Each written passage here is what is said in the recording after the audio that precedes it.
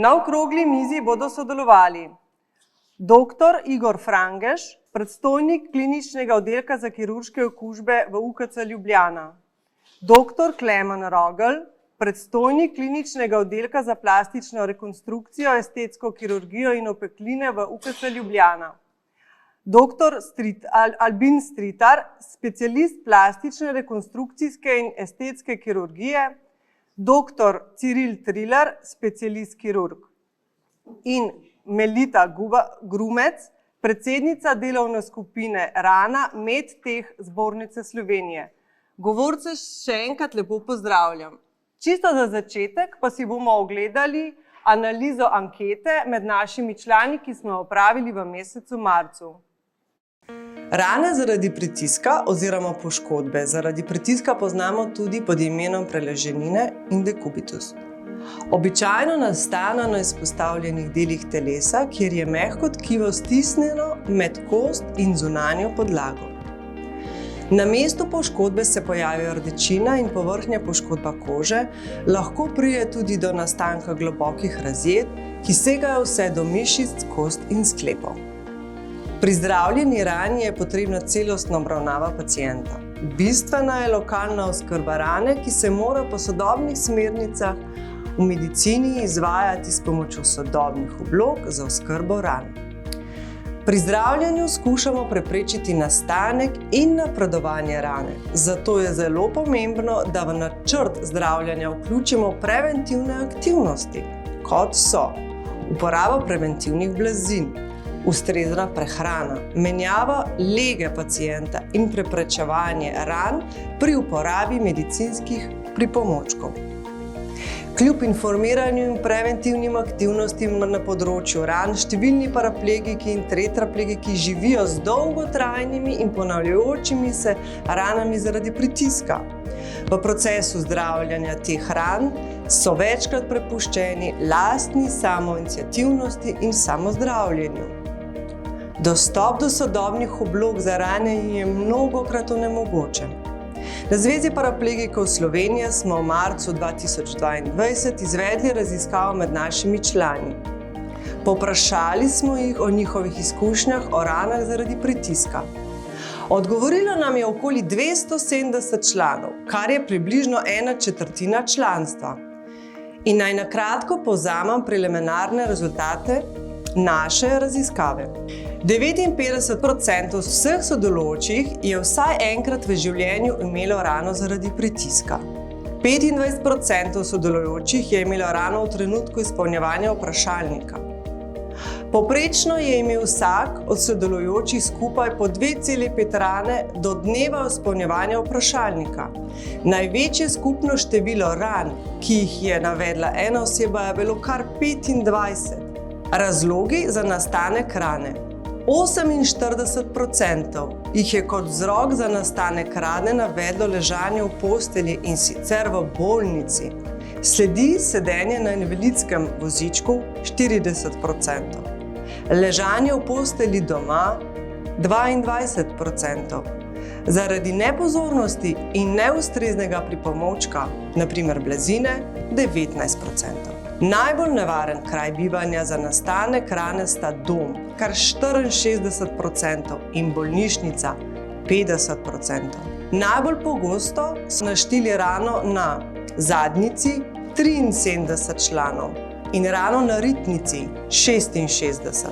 Manj pogoste so bile rane na boku oziroma kolku. Teh je bilo 21. Peti 19, gležnju 13, nogi 11, križ 7, na hrbtu 7, prstu na nogi 5, lopaticah 4, stopalu prav tako 4, na glavi 3, komolcu 1 in na splovilu 1. Povprečno število mesecev od odkritja rane do njene dokončne sanacije pri rani, ki so jo anketiranci imeli najdlje, je bilo 8,4 mesecev. V to število nista všteta člana, od katerih je imel en rano 22 let, drugi pa 10 let. 16 oseb pa je izbralo odgovor: rana se nikoli ni sanirala. še vedno je odprta. Rane, ki so jih imeli naši člani najmanj časa, pa je bilo povprečno število mesecev od odkritja do dokončne sanacije rane 2,5 meseca. Na osebnega zdravnika se je zaradi rane pritiska obrnilo 67% oseb. Rano je največkrat oskrbela patronažna služba. Sledi medicinska sestra, osebni zdravnik, družinski član, osebni asistent. Zdravniki so paciente z rano zaradi pritiska najpogosteje informirali glede sodelovanja s patronažno službo 78 članov in o sanaciji oziroma zdravljenju rane 65 članov. Najmanj pa je glede pomena psihološkega zdravljenja 4 in ustrezne prehrane 10. 46 anketirancev, torej 37%, je navedlo, da jih je osebni zdravnik informiral glede sodobnih oblog za rane, ki se jih uporablja pri sanaciji rane. Če primerjamo odnos do bombažnih gaz kot pripomočku za zdravljenje ran, je zaskrbljujoče dejstvo, da je 21 oseb navedlo, da je te zdravnik opisal kot ustrezne, zgolj 5 oseb pa je navedlo, da je te zdravnik predpisal kot ustrezne za zdravljenje ran. Namen okrogle mize je predstaviti problematiko in skupaj z gosti, ki so strokovnjaki na tem področju, poiskati rešitve celostnemu pristopu preprečevanja ran ter kako zagotoviti boljšo, predvsem pa bolj enakovredno dostopnost do sodobnih oblog za rane za vse, ki jih potrebujejo. Bi to lahko dosegli z oblikovanjem regijskih centrov za oskrbo ran, v katerih bi bili zaposleni strokovnjaki na tem področju? Dr. Frangež, glede na uvodni prispevek in slišane rezultate anketnega vprašalnika je največji problem v tem, da se rana zaradi pritiska najpogosteje pojavlja v bolnišnici in doma. Kaj je prvi ukrep oziroma na koga naj se pacient obrne, ko opazi rano? Zdaj čisto natančno lahko povem glede bolnišnice, vsaj kako je v UKC Ljubljana urejeno. To so obstoječi protokoli, ki obstajajo že znotraj posamičnih kliničnih oddelkov. V drugi vrsti imamo organizirano, da je služba, ki se poleg za oskrbo stomi in RZP-jev, če napreduje tale, če pride v naslednji stadij en tak RZP, so poklicani, zdaj smo v sodelovanju s kirurškimi okužbami organizirali prav algoritem. Dočinko na kirurških klinikah, vsaj po mojem vedenju, ni toliko problema, ponavadi sami obvladajo, ker so sestre toliko usposobljene, moram reči, da na kakšnih drugih oddelkih tega ni. In imamo protokol, da se kliče oziroma kdaj se pol naslednji fazi kliče kirurga. Ponavadi je prvo sito, pri tem specialist, splošni kirurg z kirurških okužb, v glavnem so tam splošni kirurgi. Naprej je pa pol sodelovanje s kolegi, če se odločimo z plastične kirurgije. Glavno, da se te stvari izboljšajo, je seveda izobraževanje strokovnega kadra. Prvi, ki imajo kontakt s tem, so seveda medicinske sestre, prepoznavanje, ki sicer vse izobražujejo, ampak verjetno je to potrebno še bolj. Drugo seveda so sama ležišča oziroma tele blazine, ki se uporabljajo, čeprav tudi antidekubitusne postelje, zadnje, kaj smo jih klinične nabavili v CITU, ki je še posebej te intenzivne terapije, enote so še posebej pacienti občutljivi, je sedaj prišla povratna informacija, da je poraslo število RZP-jev. To pomeni, se je izločilo, da bi bila kriva obravnava, nepravilna uporaba teh, verjetno je proizvajalci. Tako da tudi to ni zanesljivo, da so prav specializirane postelje, da se lahko temu izogne. Tako da, vse kot sem rekel, izobraževanje, problem je pač na drugih oddelkih, to bi seveda internistični oziroma, rekel raje, nekirurških oddelkih je pa spet odgovornost tistih, da svoje kadre uspejo uspešno izobražiti. Obstaja sicer izobraževanje, ki poteka za sestre, poleg enterostomalna šola, kjer je obravnavana tudi problematična kroničnih ran, med ostalimi seveda tudi RZP-jev. Vendar bi bilo verjetno potrebno z te strani, da je udeležba, zakaj ni večja, mislim, udeležba je velika vsakoletno, ampak bi morala biti verjetno še bolj frekventna in bolj dostopna ostalim. Kar se tiče doma, je pa seveda spet edukacija, to so ena stvar, so edukacija samega pacienta, druga je edukacija svojcev, tretje je pa seveda prvo, za moje stališče je najbolj ponavadi nekje tu je so patronažne sestre. In seveda spet je tu edukacija najbolj pomembna, kdaj lahko še sama obvlada in kako obvlada tisti, ki se s tem ukvarja, oziroma kdaj nastopi čas, da je poslati recimo specialistov, in ponavadi je to kar kirurga, ki se s tem ukvarja. Doktor Triler, kdo določi terapijo in kdo preskrbi ustrezne obloge za rane, ki so predpisani s strani specialista? Jaz bi za uvod samo toliko povedal, pa malo dodal dr. Frangeževi mislim. Glede nastanka v bolnišnicah, nastanka ran zaradi pritiska v bolnišnicah. Veste, obstaja že vrsto let en protokol, jaz mislim, da 20 let sigurno, protokol, po katerem je potrebno obravnavati rizične bolnike ali pa bolnike, ki imajo veliko tveganje za nastanek teh kroničnih ran zaradi pritiska, kako jih obravnavati v bolnišnici, kako jih prepoznati pravočasno, kako jih prepoznati v zgodnjem stadiju, ko je to prvi stadij, samo rdečina, rečemo, na koži in tako naprej. Ob tem vemo, da je potrebno potem redno obveščati ministrstvo oziroma Ministrstvo za zdravje, nek organ, kjer se obvešča o številu ran zaradi pritiska, ki nastajajo v bolnišnici. To bi moglo biti redno obveščanje. Zdaj po teh podatkih se lahko malo zamislimo, ker so podatki že na prvi pogled se vidi, da so pomanjkljivi, da manjka pravih in realnih podatkov. Najlepše je reči, mi tega nimamo.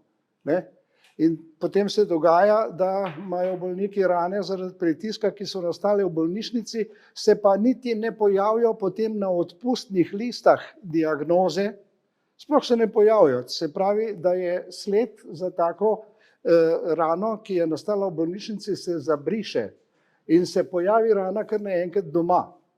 Ko pride v domače okolje, doma svojci najdejo ali pa patronažna sestra tako rano, ki pa je že v takem stadiju, da že takoj lahko ugotovimo, da je bila rana že dolg časa prisotna. No, to je en problem. Jaz trenutno delam honorarno v bolnišnici Rakičan v Murski Soboti, kjer imamo organizirano eno skupino za rane v bolnišnici. Tam noter so zdravniki in sestre iz vseh oddelkov. Vse sestre in vsi zdravniki v tej skupini smo educirani glede ran, različnih vrst ran, ne samo ran zaradi pritiska.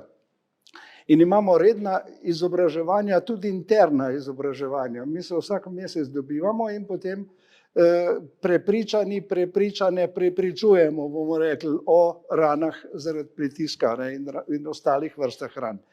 No, pri nas analiziramo v tej bolnišnici rane zaradi pritiska redno mesečno. Imamo poročanje, ena sestra je zadolžena, ki vodi statistiko in vse te obravnave in imamo točno po stopnjah teh ran, vse 4 stopnje, vsak mesec posebej zabeležene, štete in pa prijavljene. Mi jih prijavljamo, naša bolnišnica jih prijavlja.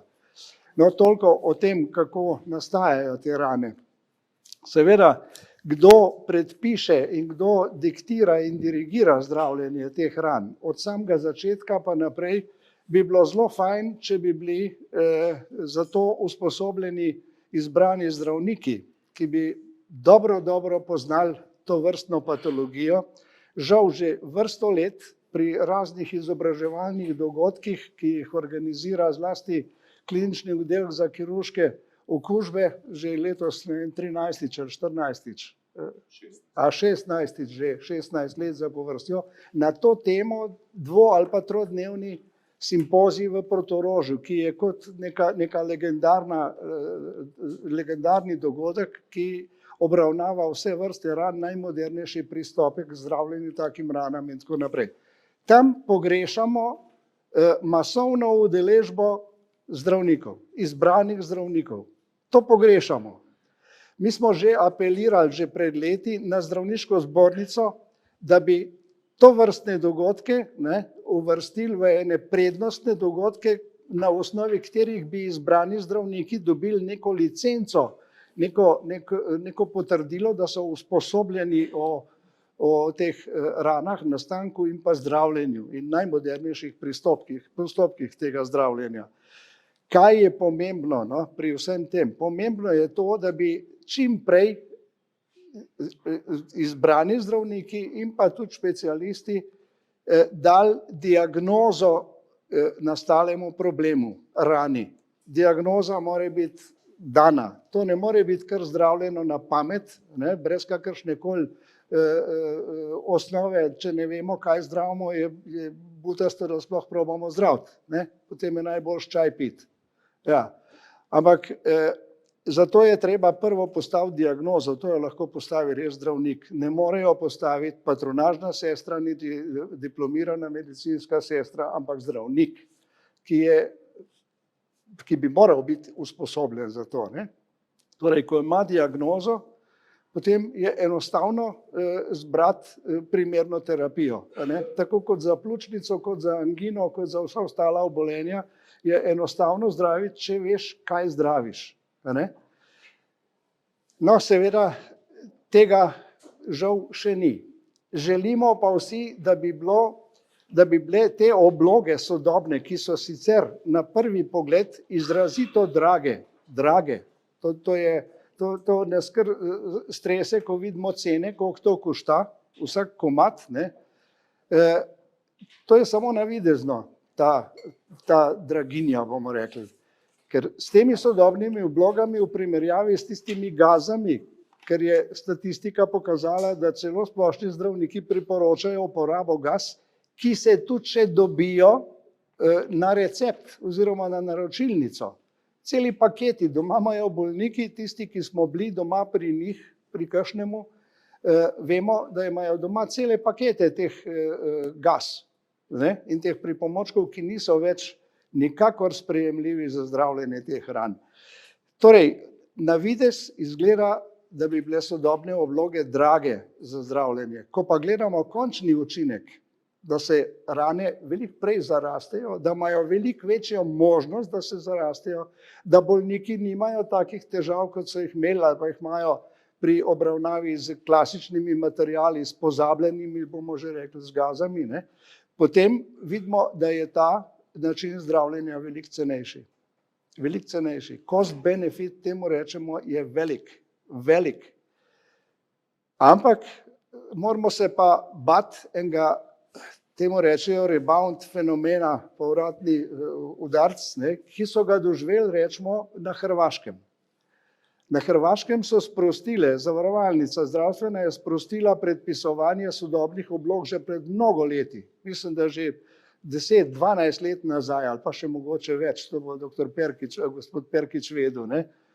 No, tam so ugotovili potem to, da je naenkrat se podražilo zdravljenje teh ran grozovito, ker so predpisovali te obloge počez in povprek, kdor je imel 5 minut cajta, je predpisal obloge in to najdražje, najbolj ta zadnje, ki so prišle, to so bile reklamirane kot najboljše, čeprav to ni res. Če bi ena obloga bila najboljša, potem bi samo ta bila v uporabi. ne pa da jih imamo 1000 različnih oblog. Torej, zdravnik bo predpisal in naj bi predpisal način zdravljenja takih ran. Sestra patronažna ali pa v bolnišnicah ostale sestre pa to izvajajo. Ne? Evo, toliko. Doktor Stritar, iz rezultatov našega vprašalnika je bilo ugotovljeno, da je največji problem naših članov paraplegikov in tetraplegikov, da v procesu medicinske obravnave rane potrebujejo vključitev kirurga plastika.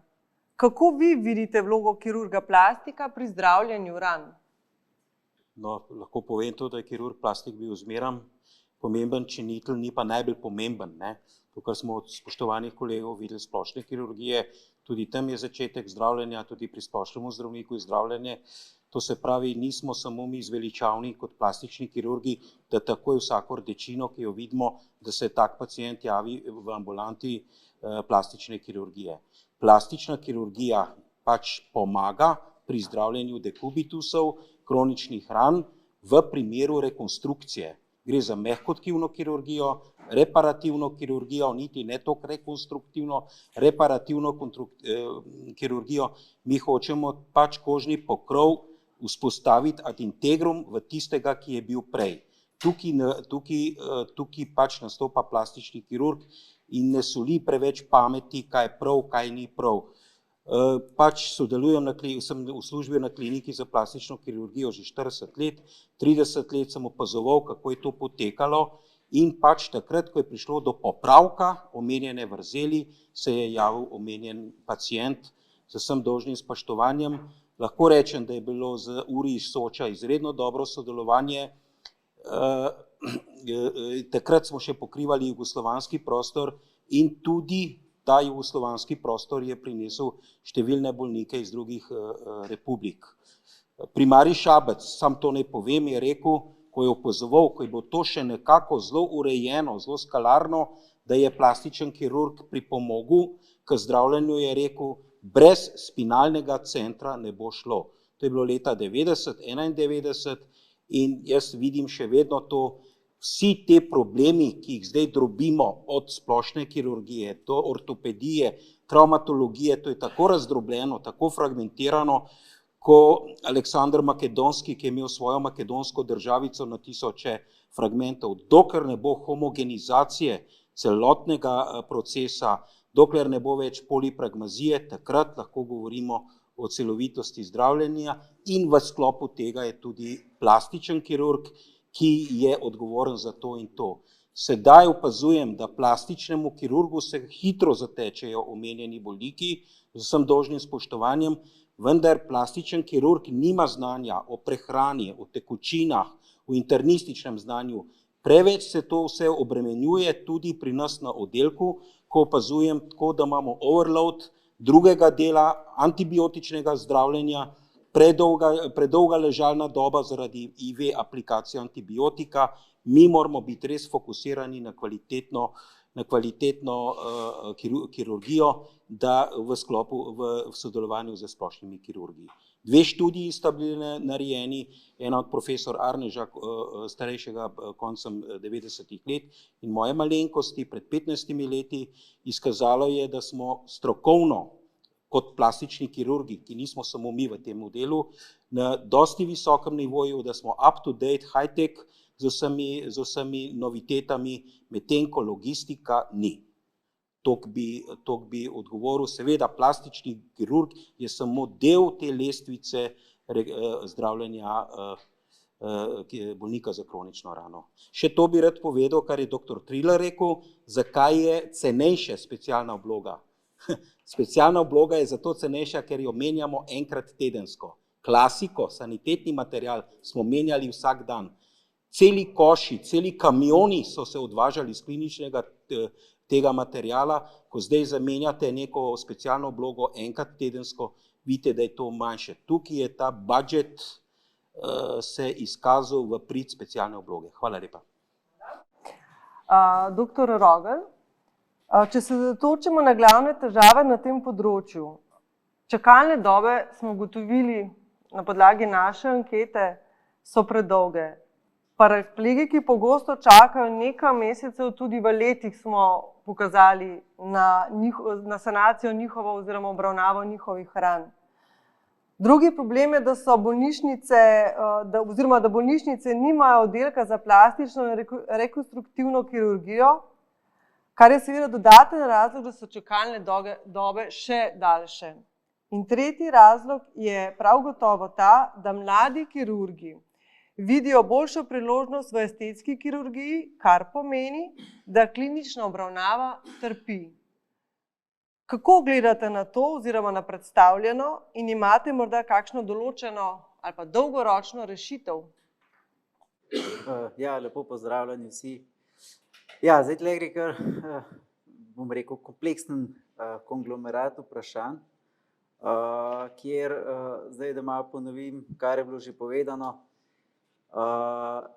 Jaz mislim, da v tej anketi je vseeno zajeto kar nekaj začetnih stopenj razjed, ki jih je s primerno preventivo oziroma zgodnjim odkrivanjem, zaznavanjem in primerno takojšnjo obravnavo možno preprečiti, da pride do eskalacije razjede do te mere, da na koncu dejansko ne gre brez kirurških nekrektomij, izčiščevanj in na koncu pogosto tudi potrebe po kirurški rekonstrukciji.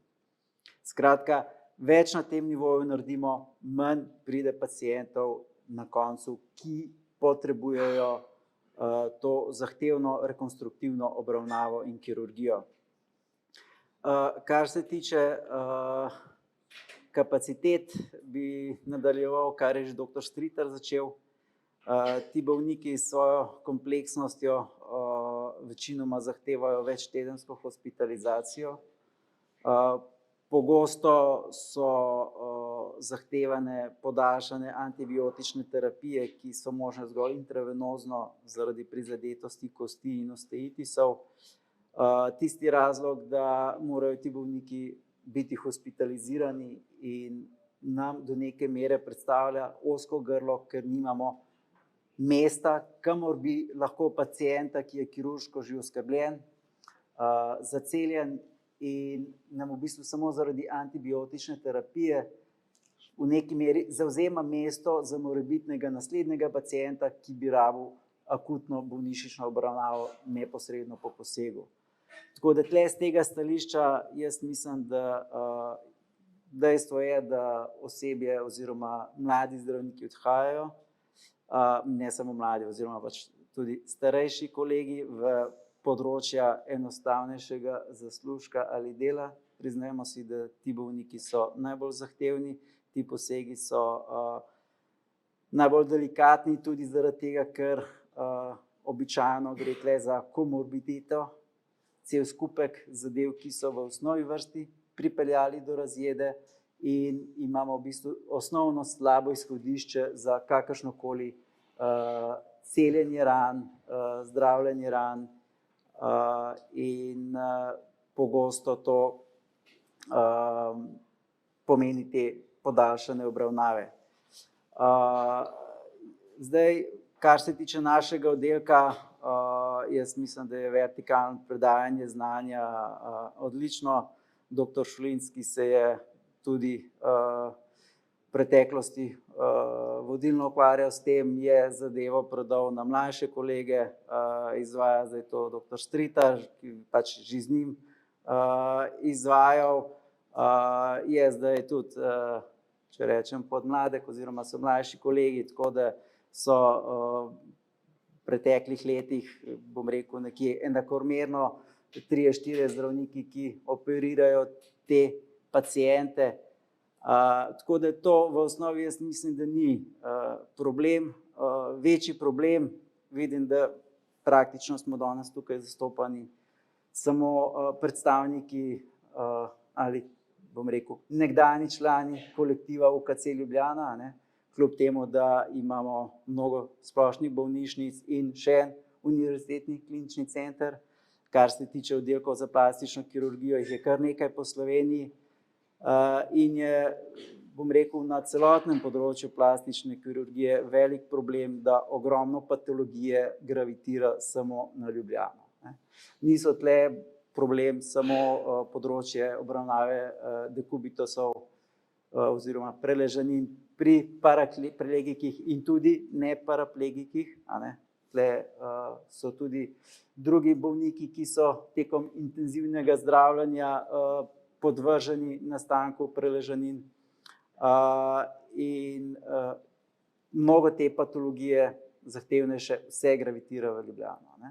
Obenem pa poberemo tudi, bom rekel, celoten nivo sekundarnega nivoja običajne kirurgije, plastičnega kirurga, ki bi lahko bila obravnavana tudi po preostalih oddelkih. Zdaj pač sam sistem zdravstveni pri nas omogoča svobodno izbiro zdravnika, tako da ni redko, da se bolniki iz celega konca Slovenije pač odločijo za zdravljenje v naši ustanovi. Gre ob tem mimo 2 oddelkov za plastično kirurgijo, ker si je on zaželel obravnavo v Ljubljani. Tako da do neke mere vsi ti bolniki prikrajšajo časovno dostopnost, bom rekel, bolnikom, ki so v osnovi pokriti z UKC Ljubljana, in pa tisto, kar je še bistveno bolj problematično, te zahtevnejše terciarne obravnave, ki pa recimo si zaslužijo ustanovo na, ne bom rekel samo enem mestu, ampak na nekaj skoncentriranih in ciljano usmerjenih zdravstvenih ustanov. Mislim, da je zadeva samo na eni lokaciji ni nikoli dobra. 2, 3, glede na velikost Slovenijo, pa po mojem predstavlja nek optimum, da ne gre na drugi strani za preveliko drobljenje patologije in tudi, bom rekel, resursov. Hvala. Preden nadaljujem z vprašanjem, je dr. Stritev želel besedo, tako da izvolite. Dr. Triler. Mislim, da je dr. Rogl zadev že bolj točno na vrh glave, s tem svojim ugotovitvami.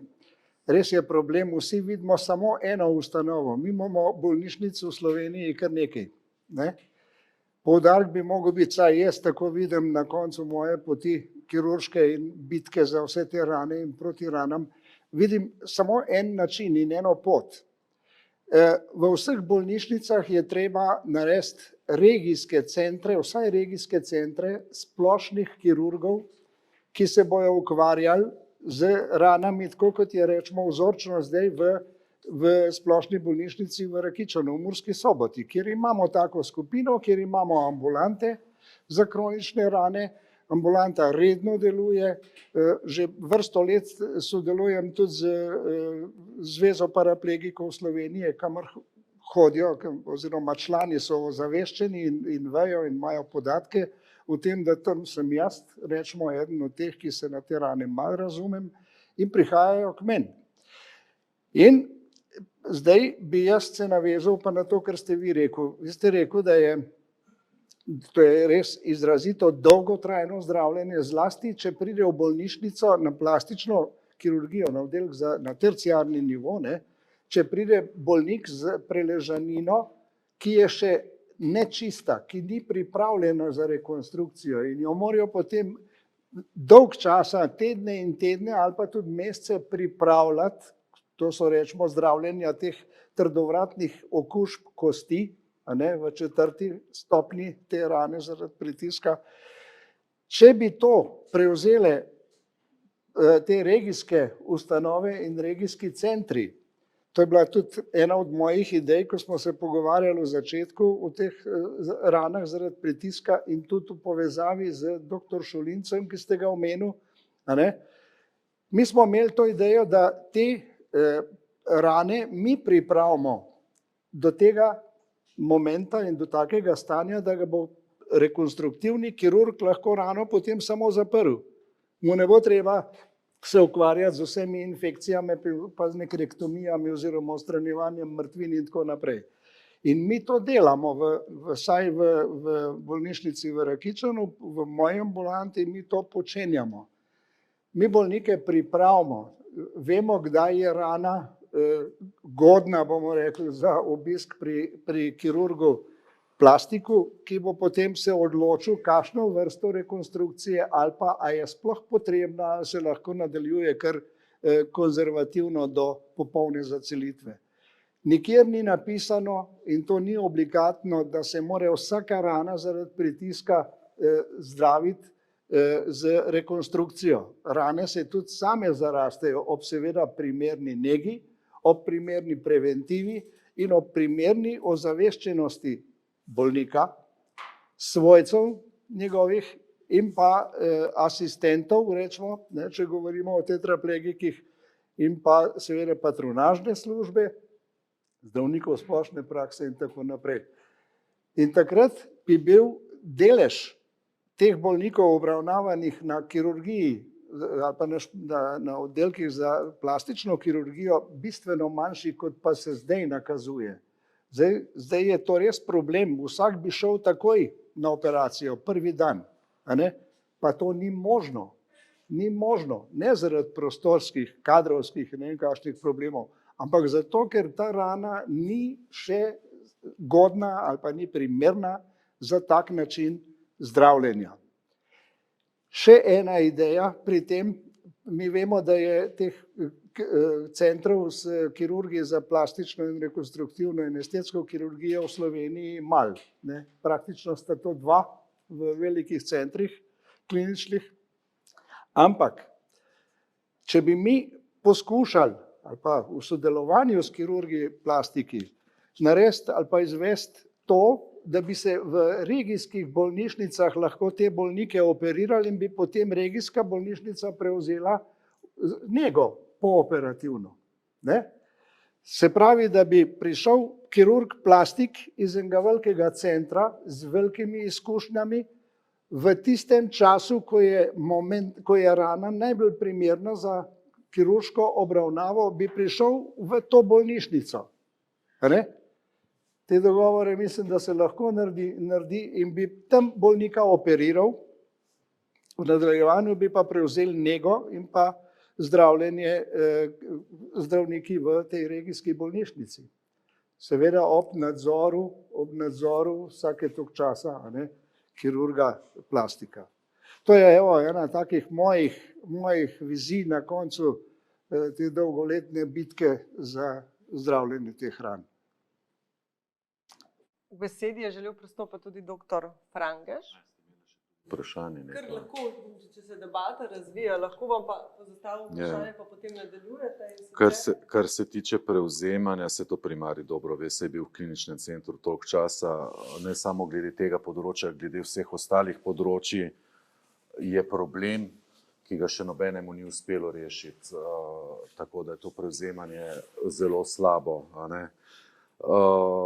Kar se tiče tega, ker sem slučajno bil član delovne skupine oziroma še do covida nekako je to trajalo, so bili zelo resni pogovori, načrti strani Ministrstva za zdravje glede ustvarjanja regionalnih centrov.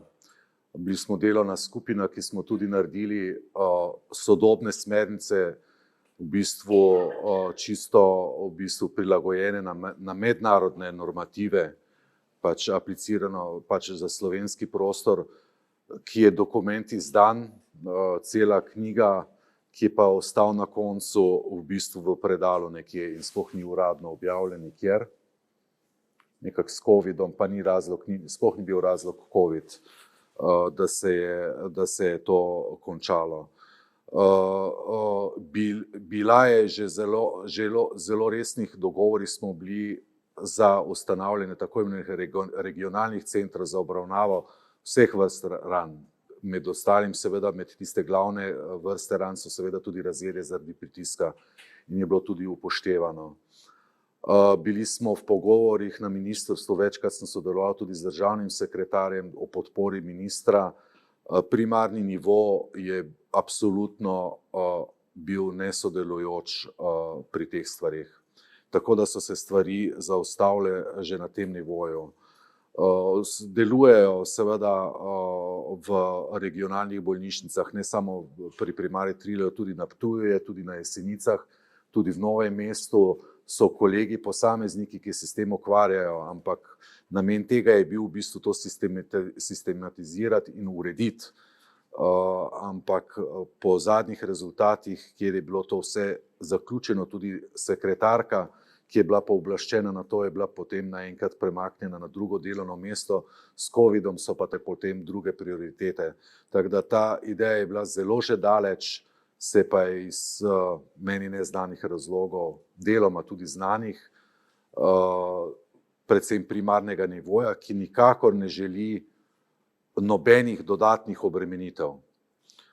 Ob tem to pomeni še, da bi se še bolj poglobljeno ukvarjal z rano. Kar se tega tiče, smo bili že zelo daleč, ampak ni uspelo. Imamo tudi smernice, ki pa niso uradno objavljene. Tudi celotni protokol in vse, kako gre po vertikalni, po horizontalni, ampak je ostalo neobjavljeno. Torej, veliko dela je že bilo narejenega. Delo je bilo narejeno že vso. Organizacijsko, strokovno, vse je narejeno. Pa še potisniti treba naprej zgodbo. Potisniti, ne vem, to je pa tisto neizogibno, pač, ker minister kot tak je vseeno politična funkcija, ni strokovna funkcija, je pač, če bi kateri minister, tista državna sekretarka, ki sicer v tistem času, ko smo to začeli, je pač tudi zaradi tega, ker je bila politična funkcija pol odstavljena, se to niti ni važno zakaj. Tako da se je to, ja. Začasno ustavilo. Do naslednjega poskusa, pa pripravljeno je vse. Hvala. K besedi vabim še doktor Rogla. Nadaljeval oziroma se navezal na primarij Trilerja. Skratka, ja, te, bom rekel, ideje o, če rečem temu, gostujočih kirurgih v ostalih ustanovah so verjetno vedno lepa skušnjava, ali kako bi temu rekel. Mislim pa, da je vseeno malo večji problem. No. Mi v osnovi bi bili že zelo zadovoljni, če bi uspeli z kratkimi oziroma s hitrimi premestitvami na te regijske centre. Ne. Ker vseeno ta operacija rekonstrukcije, kritja vrzeli, zdravljenja osteitis-a ni stvar samo v operaciji, ampak tudi v zahtevni zgodnji pooperativni oskrbi. Tako da te zadeve, jaz mislim, da je vseeno večja vrednost, da so še v posameznih, recimo temu, 2 centrih, če se omejimo na univerzitetna klinična centra, ampak da se potem po tem zgodnem oziroma tem najbolj akutnem zdravljenju, ko so vse, bom rekel, zgodne možne komplikacije pooperativne že minimalne, to bi pomenilo nekje po 2-3 tednih, potem premeščeni v ostalo ustanovo. To bi nam že ogromno pomenilo, ker če nam pacient leži 8 tednov ali 3 tedne, to pomeni, ali so recimo operativno oskrbljeni 3 bolniki ali pa 1 bolnik. Pri vseh teh se običajno še dodatno zaplete tudi zato multiplo rezistentnimi bakterijami, kar zahteva izolacije. In tudi to zadevno je po bolnišnicah bi bilo verjetno kar nekaj za narediti, da bi primerne prostore imeli. Ne. Ampak ja, sigurno je to zadeva v smeri, katere bi dolgoročno morali razmišljati. Kljub vsemu, bom rekel, kolikor se zdi, so številke velike ali drugače obrnjeno majhne. Mi imamo trenutno 8 ljudi v čakalni vrsti za operacijo. Zdaj, če bi imeli napeljano potem, kot imamo zdaj, je to skoraj da 1 leto, da jih ciklamo, če so po 6 tednov, 10 ljudi, 6 tednov je to 60 tednov, bodimo osnovna matematika. Če bi bilo to na 2-3 tedne hospitalizacije in potem premestitev v regijsko bolnišnico, se skrajša to na 3 mesece. Ne. Tako da nam ni ozko grlo kirurg oziroma kirurgi, ni nam ozko grlo operacijska dvorana in osebje operacijske dvorane. V bistvu glavno ozko grlo je sama hospitalizacija in to zdravljenje po operativnem posegu. Ja, te dolge čakalne dobe, pogosto so bolniki opisani za poseg, zato da ga imamo mi v evidenci že v fazi, ko je še na začetku čiščenja, ko je jasno, da je obseg rane in prizadetosti tak, da bo verjetno potreboval rekonstrukcijo in čakajo, ko so še v fazi čiščenja, celjenja, nekrektomij, v bistvu priprave, da so sploh sposobni na operacijo. Marsikdo je tudi, bom rekel, uvrščen v čakalni seznam, pa se tekom teh konzervativnih previjanj in tretmajev izkaže, da bo rana vseeno sposobna sama zaceti, in potem niti ne pride do potrebe tega rekonstruktivnega posega. Tako da na tisto osnovno vprašanje, ki je bilo prej zastavljeno glede odhajanja kolegov v druge vode z področja plastične in rekonstrukcijske kirurgije, mislim, da tle nismo zdravniki tisti primarni pomanjk kadra, ampak celotno področje zdravstvene nege, kjer pa smo na celotnem nivoju Slovenije globoko pod gladino. Bom rekel, ogromno sester odhaja oziroma je v preteklih letih odšlo, kar je največja izguba je, da grejo sploh ven iz zdravstvenega sistema in to so stvari, na katere se hitro pozabi in ki jih nihče ne izpostavlja. Ne. Mi imamo, dobro, pustimo zdaj zadnje 2 leti še dodatno s tem covidom vse ukrepe, kar nam je dodatno zmanjšalo in kader na oddelku in operativne kapacitete, samega priliva patologije pa, bom rekel, ni bistvenega zmanjšanja. Ne. In je treba izmed polno zasedenih programov potem izbirati paciente, ki so najbolj nujni operativnega zdravljenja. In jasno, 2 leti tega izbiranja te pripelje do tega, da imaš na koncu same nujnejše. Ampak za razporediti te imaš pa v bistvu, da ne rečem, 1 leto dela brez svežega dotoka. Ne govorim zdaj samo o pacientih z preležaninami, ampak na splošno celotnega področja patologije, ki jo pač obravnavamo na našem oddelku. Melita,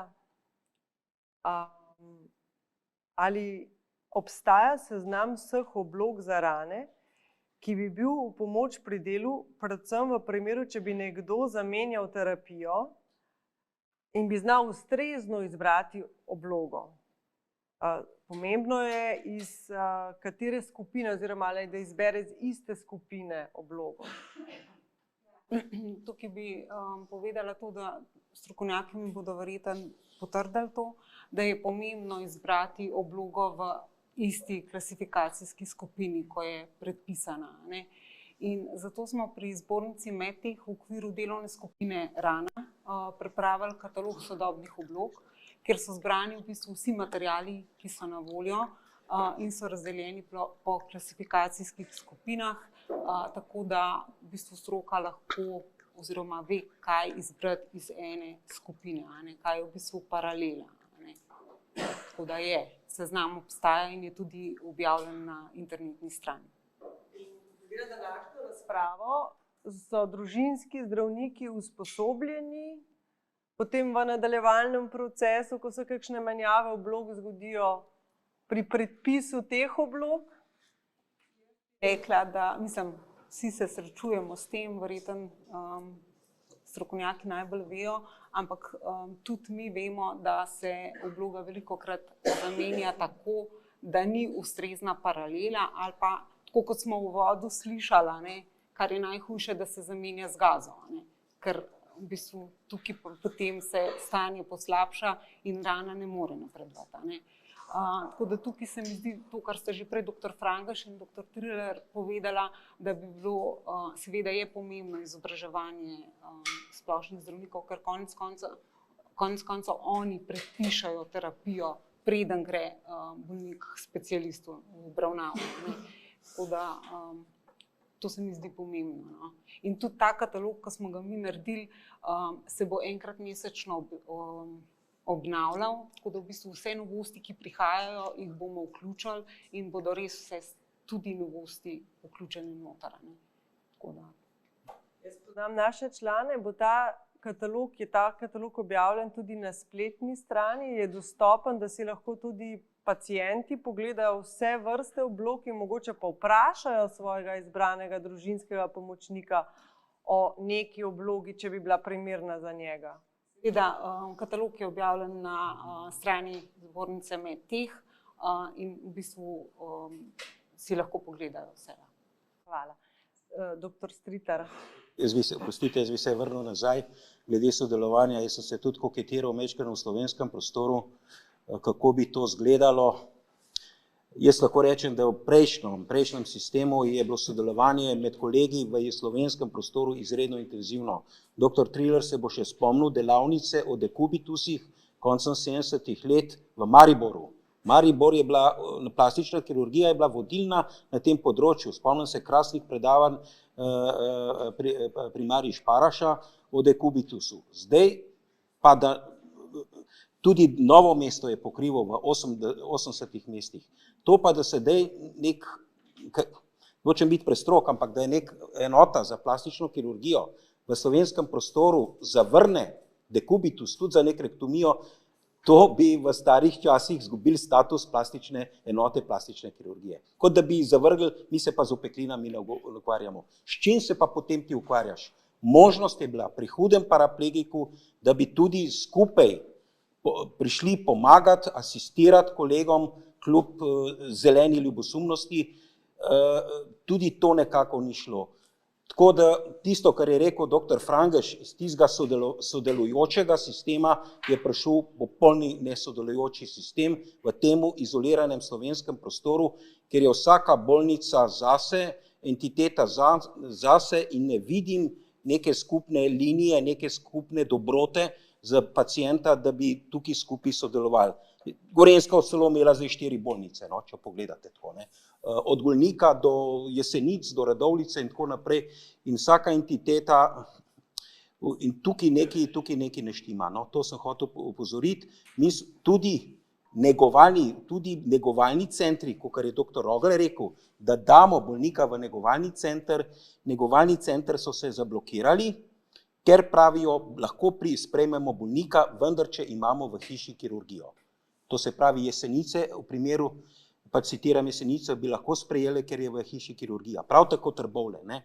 Vendar to je vse tako bolj obskurno, to je vse bolj na papirju, ki je v predalu, kot smo slišali, da pač do tega ne prihaja. No in tako da možnosti so sam to izpeljati, bo kar težko, to se pravi, pa kot je moj predstojnik rekel, da bi operirali in da bi pošiljali levo in desno, tudi verjetno tu se bo zatikalo. No. Hvala, jaz bi rekla, misija potrudi se, ampak... Ja, pa še to bi rad povedal. Skrbi me, malo šale danes, skrbi me za njegov dekubitusov, tudi dr. Triler je rekel, da se bo šel raje estetsko kirurgijo, kakor pa zdravljenje dekubitusov. No, ampak vseeno, jaz bi se pa tudi na tole še navezal. Doktor Rogel, to, kar ste povedali, to drži, popolnoma. In to bi bilo sprejemljivo. To bi bilo sprejemljivo, jaz mislim, za vse. Vam bi skrajšali za polovico hospitalizacijo vsakega posebej, se pravi, še enkrat toliko bi jih lahko letno obravnavali. Jaz mislim, da je to že številka, ki bi bila dosti obvladljiva in bi bila čakalna doba mogoče 1 leto maksimalno, ne, po teh številkah. Ampak je potrebno še drugo stvar. Te bolnišnice morajo potem imeti tudi opremo določeno. To ne more iti v navadni negovalni oddelek, tak bolnik, ne. Tam vemo, da tam je strokovna usposobljenost malo nižja, kot pa bi bila potrebna za tovrstne bolnike. Tak bolnik mora biti premeščen eventualno iz kirurgije plastične, na kirurški oddelek ene od teh sekundarnih nivojev, teh bolnišnic. Te bolnišnice bi pa seveda ne mogli imeti določeno opremo, ki je malo specifična od teh postelj, posebne postelje so za nego pooperativno pri takih bolnikih.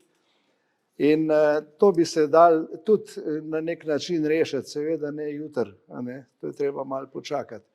Ne bi pa tako črnogledo gledal, kot smo že tudi danes slišali, da je vse se začelo pa zastalo, pa da ni rešitve, pa da se ne da. Da se. Vse se da z eno vztrajnostjo, z neko voljo, pripravljenostjo in pa skupaj, s skupnimi močmi, ne vsak za sebe.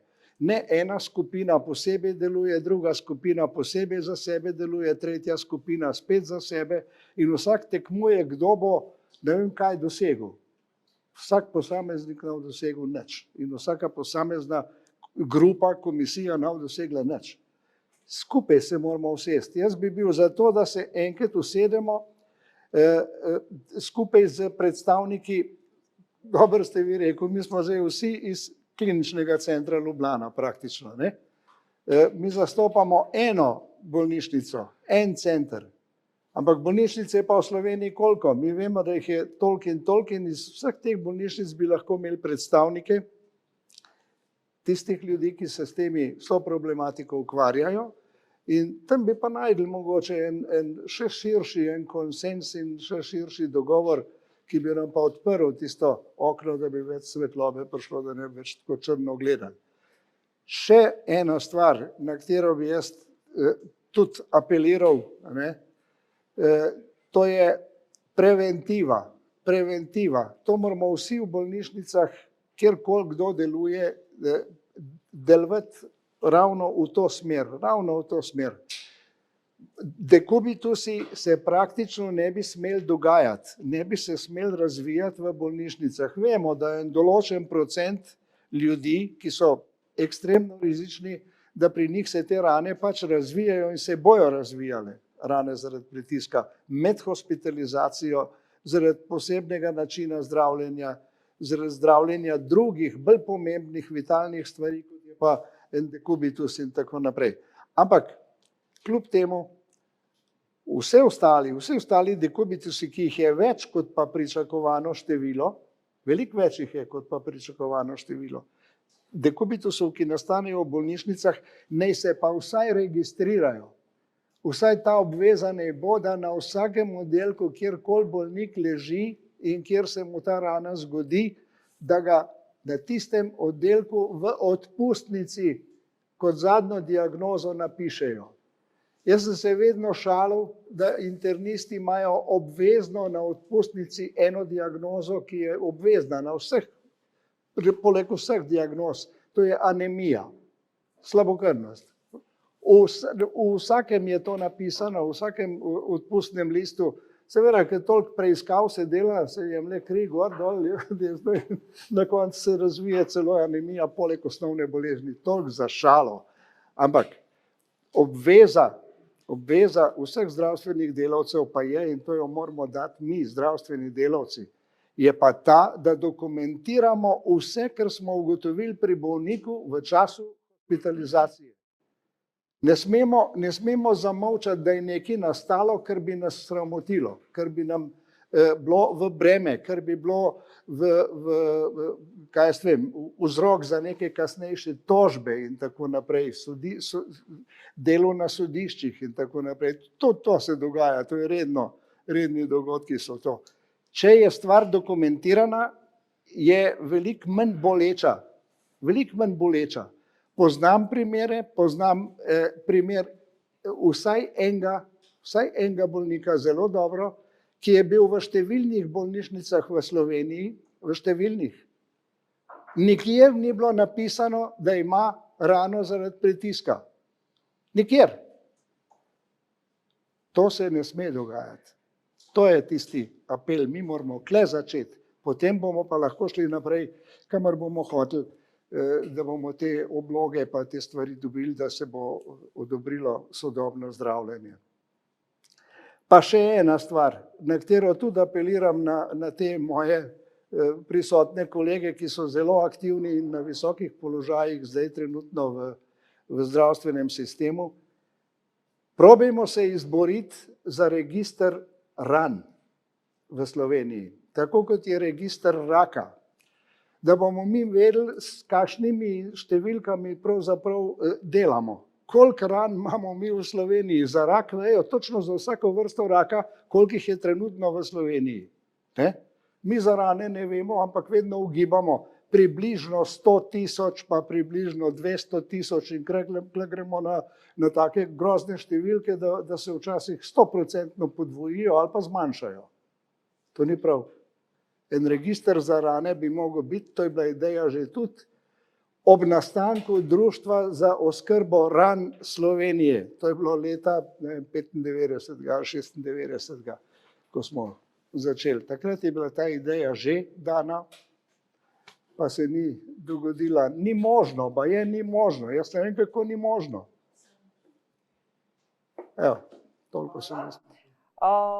V nadaljevanju bo sledila vprašanja iz publike in pa iz ljudi, ki spremljajo našo okroglo mizo preko spleta. Bi po besedi še povabila dr. Frangeža, ker je želel. Jaz sem samo hotel reči na Primarjevo, v bistvu to ni bila ozka skupina, ampak je bilo kar za celo Slovenijo vabljeni, mogoče ne iz čisto vsake bolnišnice, vseh nivojev. Preprosto mnogi niso bili zainteresirani oziroma kaj več, pol se pa je to skrčilo na vsega nekaj ljudi.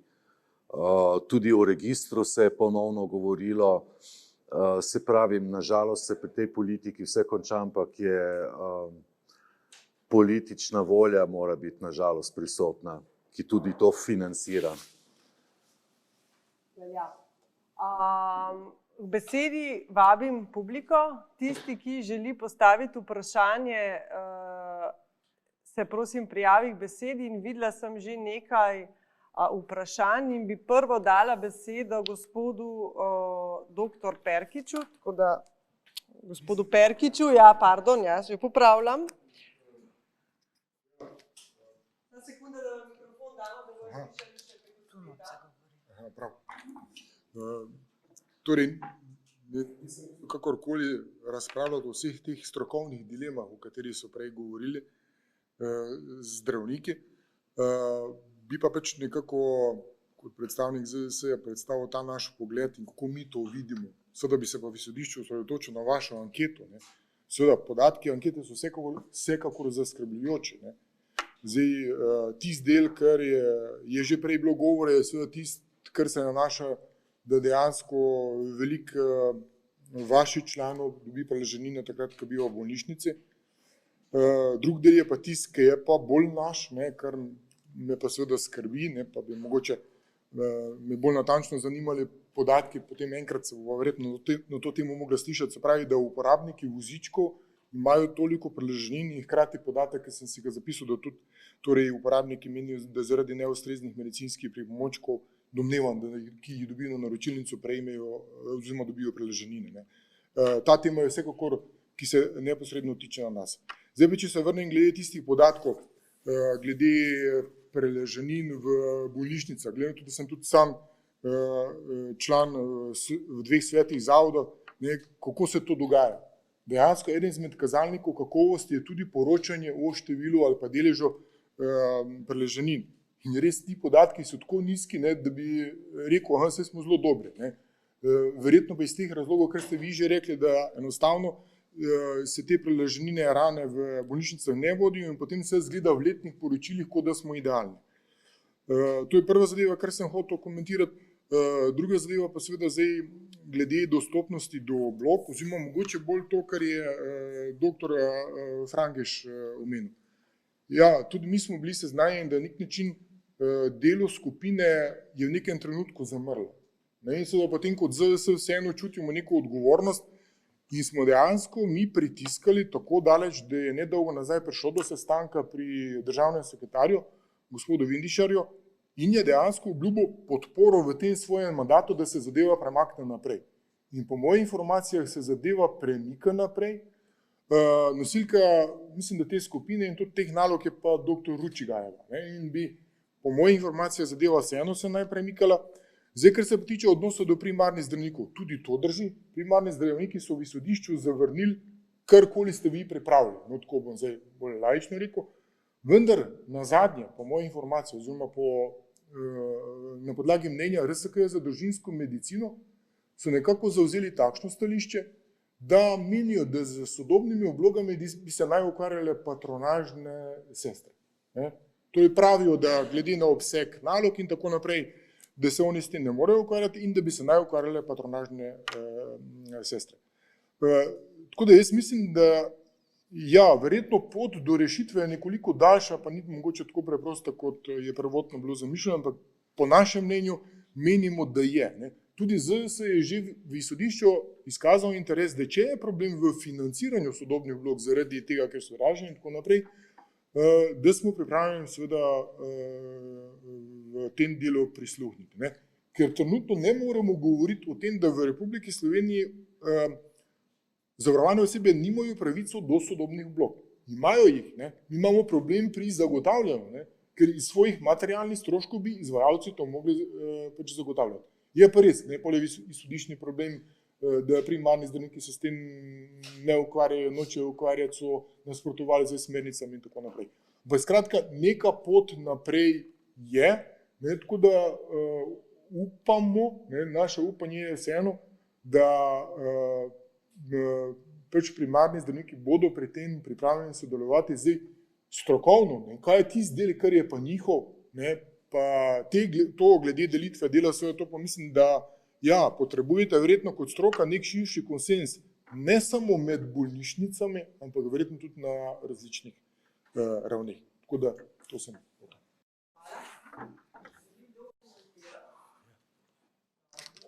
Potem dajem besedo naprej Ja, hvala za besedo. Danes, ko sem poslušal tole debato naših strokovnjakov, je prav škoda, da nimamo državnega sekretarja, ampak če bi danes povabili kakšnega iz ministrstva, zagotovo bi prišli vsi, tudi tisti, ki so ministrstvo zapustili, kajti teden je pravi.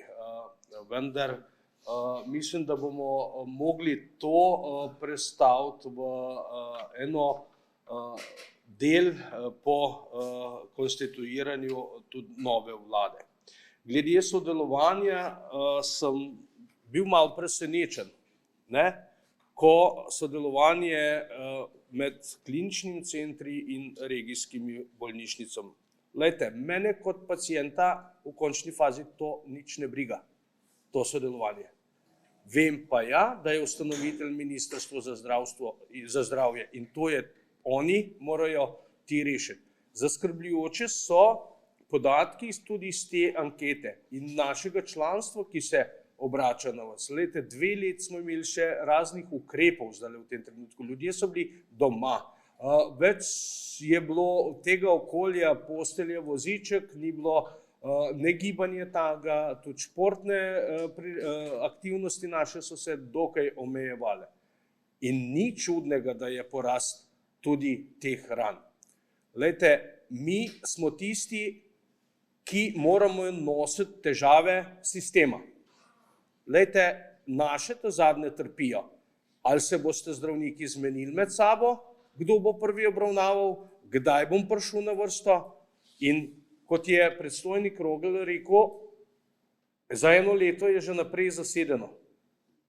Pa veste, da jih mogoče 10, 15 ali 20% samo paraplegikov, ki sploh ni na vrsto prišlo, da bi jim nekdo postavil diagnozo o preležanini.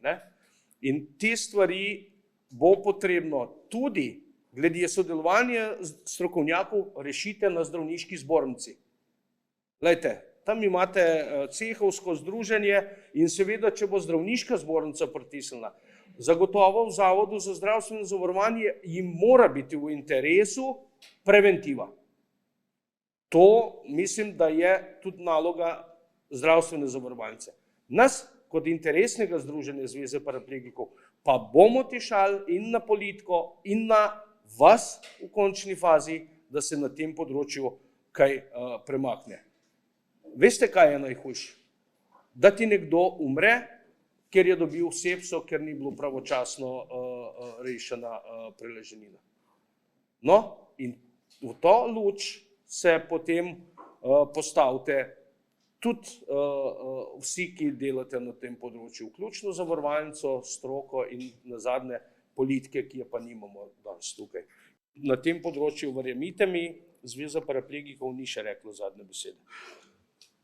Dobro, zdaj dajem pa besedo gospe Burger.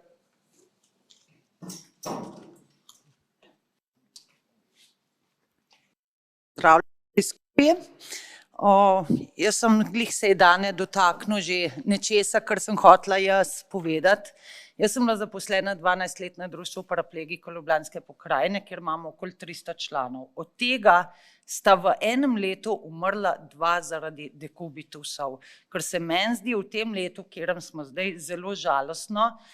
Še večji problem je bil to, da so bili v taki stiski, da jih nihče ni hotel sprejeti na oddelek oziroma v bolnišnico, ker so imeli okuženo rano in se nihče ni ukvarjal z rano razen patronažne sestre, ki so hodile na 2 dni. Žalostno mi je, ker sem jaz videla te rane, kaj se zgodi z ene male rane, ki ni bila pravilno oskrbovana ali karkoli, seveda na zadnjici v Planicah se težko rana zapira.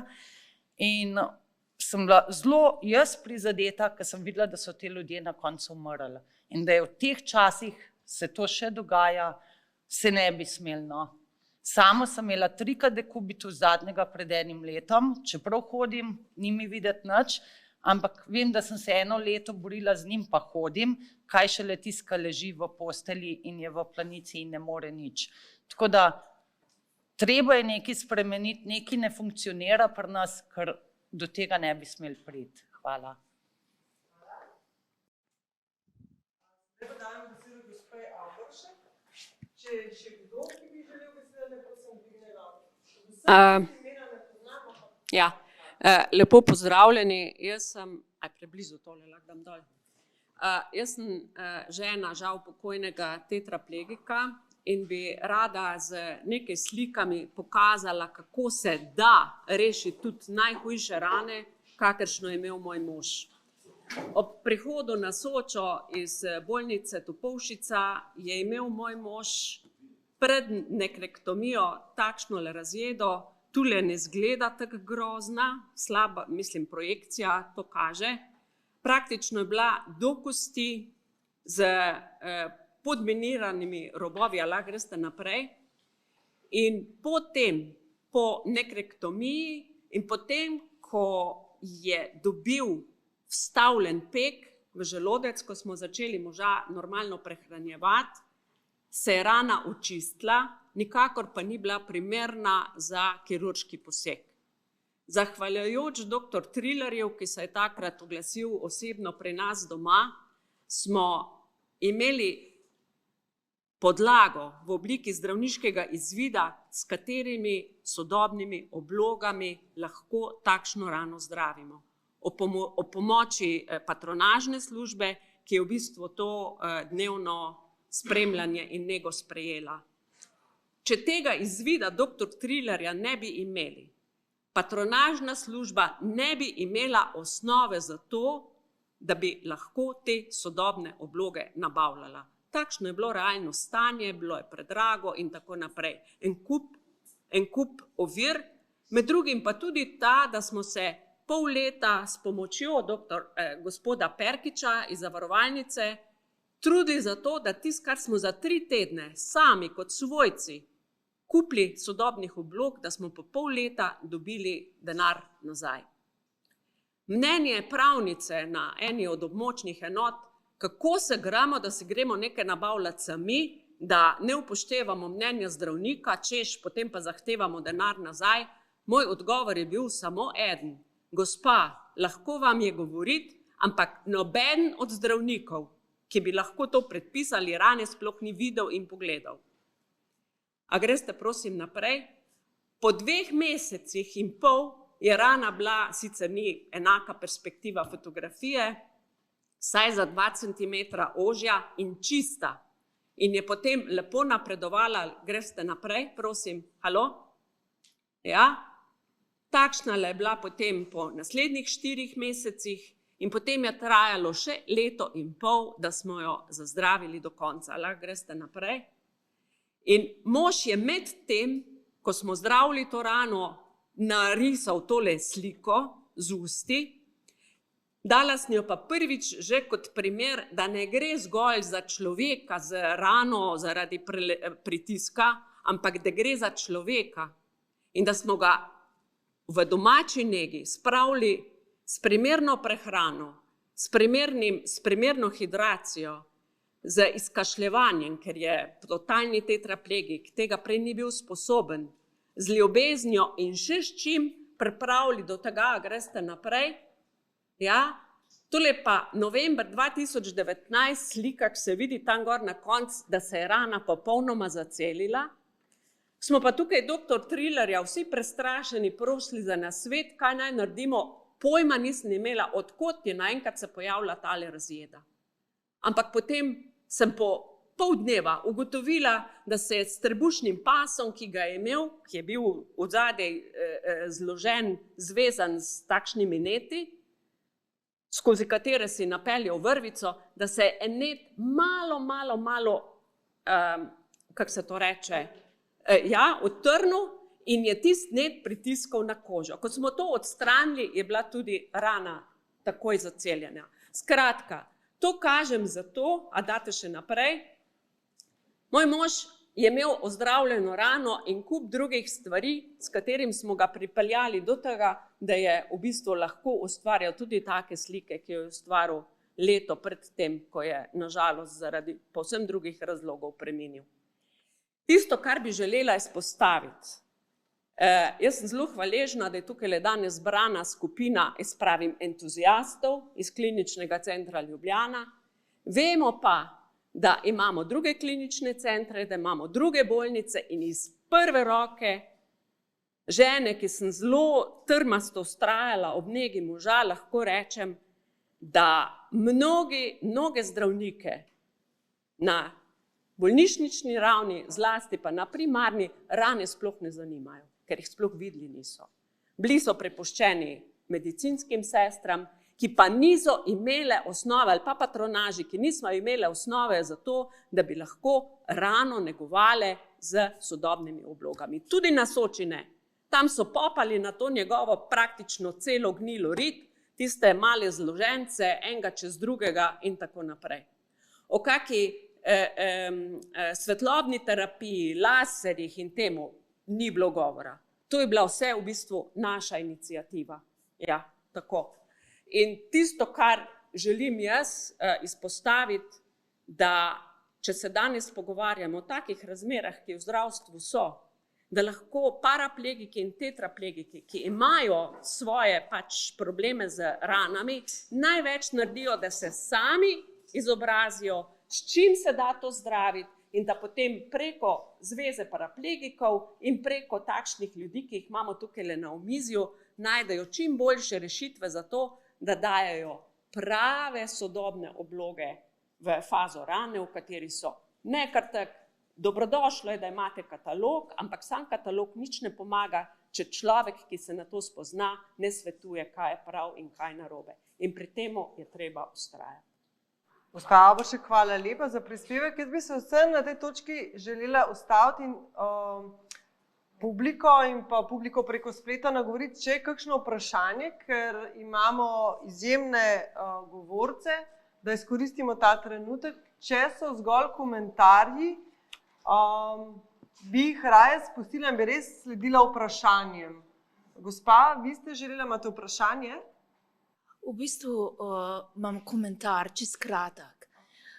Doktor Tanja Balažic-Peček, farmacevtka drugače, zdaj sem osebna asistentka in danes mislim, da je stanje alarmantno, šokantno, da se v tem tisočletju ukvarjamo z dekubitusom in mislim, da gre to, kar je zdaj v bistvu so izpostavili tako dr. Trilar, Stritar in tudi vsi ostali, da so to specialisti In resnično s srcem gre pa za to, da sistem, in to je v bistvu tudi problem, ki ga vidimo mi organizaciologi, da je projekte treba peljati ne samo interdisciplinarno, transdisciplinarno, če hočemo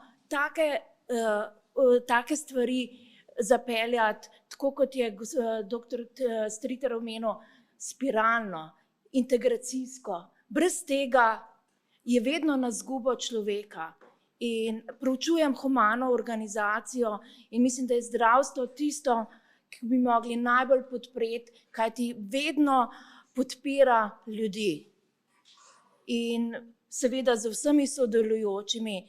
In mislim, da bi bila potrebna še kakšna dodatna okrogla miza, tako kot je tudi bilo že rečeno, pa ne samo okrogla miza, resnično dejanja, ki bi to podprla, ker ne vem, izpostavljajo politiko, ne? Zdaj v bistvu jaz mislim, tukaj ne bi o tem govorila, ampak resnično, da je stroka prevlada in integracija, logistika, to danes v svetu ni več problem.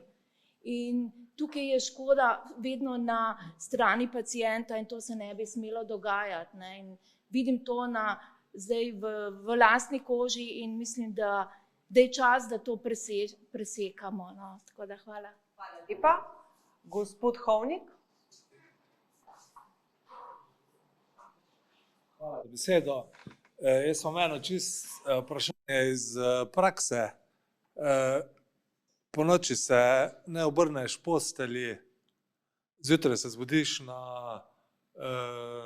na peti preležanina, velikosti 3 cm in tekočina v njej.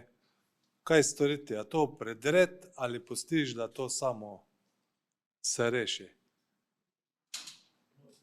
Kdo mi lahko to odgovori?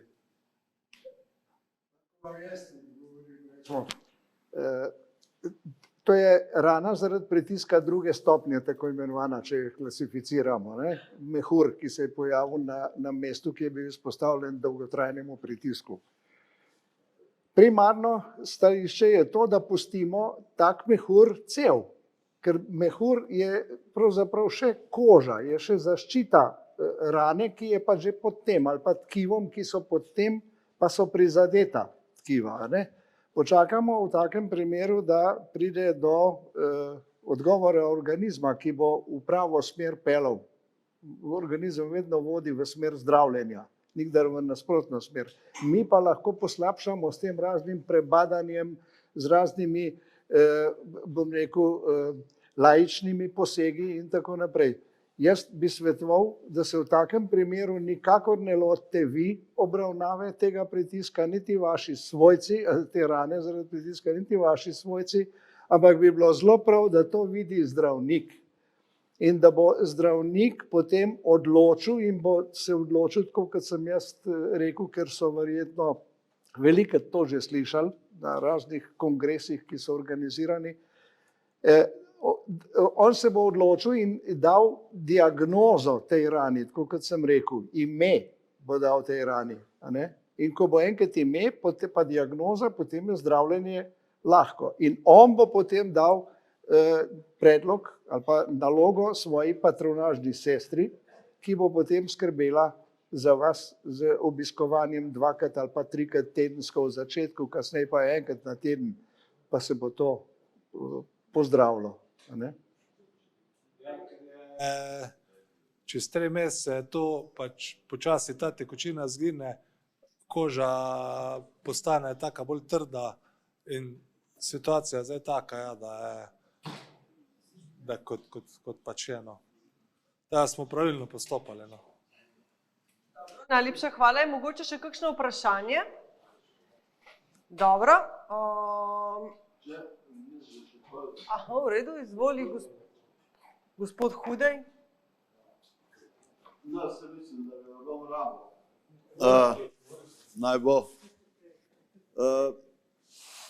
Zdaj, jaz mislim, da smo paraplegiki, pa bom iz sebe, iz svojih spoznanj pa izkušnji govoril, pravzaprav še dolgo tega nazaj mislili, da zdravljenje dekubitusov to je plastična operacija.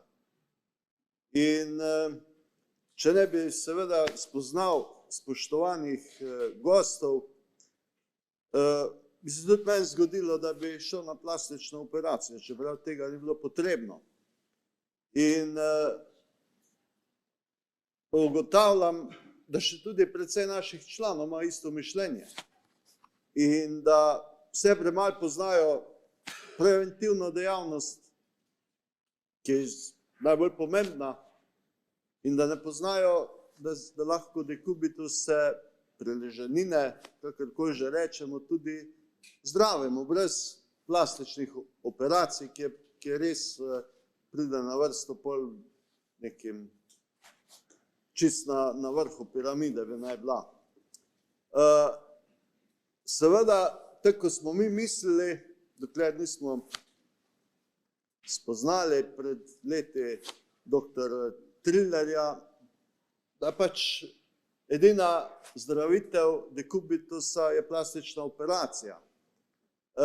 Kar hočem povedati je to, da žal v marsikateri regijski bolnišnici isto razmišljajo. In zato mislim, da je res nujno spostaviti, kot pravi gospod Triller, regijske centre, kjer bi se nekdo res posvetil tem ranam in mislim, da bi marsikateremu tetraplejiku, paraplejiku, seveda, ki pač imamo to težavo, da ne čutimo bolečin, smo zaradi tega še bolj prizadeti, bi mu bilo marsikatero trpljenje zaradi vseh teh komplikacij, tudi ko pridejo pri zdravljenju, bili prikrajšani za te komplikacije. In mislim, da bi res bilo čim več energije, seveda mi kot zveza tetraplejikov in paraplejikov, da še več mogoče naredimo na osveščanju članov in pa seveda, da se pač poskušamo prek ustreznih inštitucij zagotoviti to, da bi vsaka regija imela vsaj eno bolnico, kamor bi lahko nas osebni zdravnik poslal in rekel, lepo, ejte tam in bi tam naredili tisto prvo obravnavo in seveda tudi določili diagnoze in vse ostalo, kar je bilo danes že povedano. Mislim, da je bil to pravi korak temu, da res izboljšamo, ker je resnično precej naših članov, no, pa se piše leto 2022, pa so še bolj prisotne, mi zdi, te rane, preležanine in se mi zdi, da bolnici od leta 80, ko sem jaz tam ležal, ko so me pravzaprav zdravniki obvarovali, spomnim se tega, da bi dobil sam preležanine. Je zdravnik pravi čas odkline na mojih bokih, kaj je to, geral in sem se s tem rešil kakih preležanin in pa seveda ostalih komplikacij. Hvala lepa. Bi pa jaz zdaj zaključila z vprašanji in bi v bistvu skupaj se strinjate, so oblikovala zaključke, ki smo jih v bistvu pravzaprav tekom današnje razprave sem si jih nekako pribeležila in če kaj nisem, pa prosim pridodajte kot zaključek. In sicer, pravzaprav se vsi strinjamo, da je nujno potrebno vzpostavitev regijskih centrov za oskrbo ran, vsekakor pa ti regijski centri morajo biti med sabo izredno povezani, tako vzpostavitev registra ran. Nujno potrebno pa je, da na naši strani naredimo čim več inputa k temu, da informiramo družinske pomočnike In to je pravzaprav vsak posameznik med nami, ki obišče družinskega pomočnika in izhajamo iz sebe in poskušamo v prvi vrsti poskrbeti za svoje zdravje. To mi je danes na poti v Pacuk nekdo zelo dobro svetoval in s tem v bistvu osveščati tudi med našimi vrstami, naše člane, kajti 5 let nazaj smo imeli zelo podobno razpravo na temo oskrbo ran in tudi jaz se še vedno srečujem s člani, ki pravzaprav še vedno menijo, da je tista najbolj potrebna oskrba, kirurška oskrba in ne preventiva. In izredno pomembno se mi zdi, da na tej točki tudi opozorim na to, kar je danes v okrogli mizi bilo že izpostavljeno, prehrana. Oskrba samega sebe v procesu, ko imaš rano ali pa da ne prideš do rane. In pa tudi drugih preventivnih ukrepov, da se sploh v bistvu prepreči rano oziroma da ne pride do kirurške oskrbe rane in enoletnega ali večletnega čakanja na obravnavo oziroma nadaljnjo oskrbo rane. Ima kdo še kakšno dopolnitev k mojim ugotovitvam? Ne, potem se pa jaz vsem govorcem najlepše zahvaljujem in pa tudi prisotnim, tudi slušateljem preko interneta. Jaz verjamem, da se naša naloga oziroma naša naloga Zveze paraplegikov Slovenije pravzaprav tukaj začenja. In sicer, da so iz tistih predalov, kjer stvari pravzaprav že stojijo, so oblikovane, pridodamo nekaj novega, neke nove ugotovitve in stvar spravimo k življenju. Najlepša hvala in vse dobro naprej.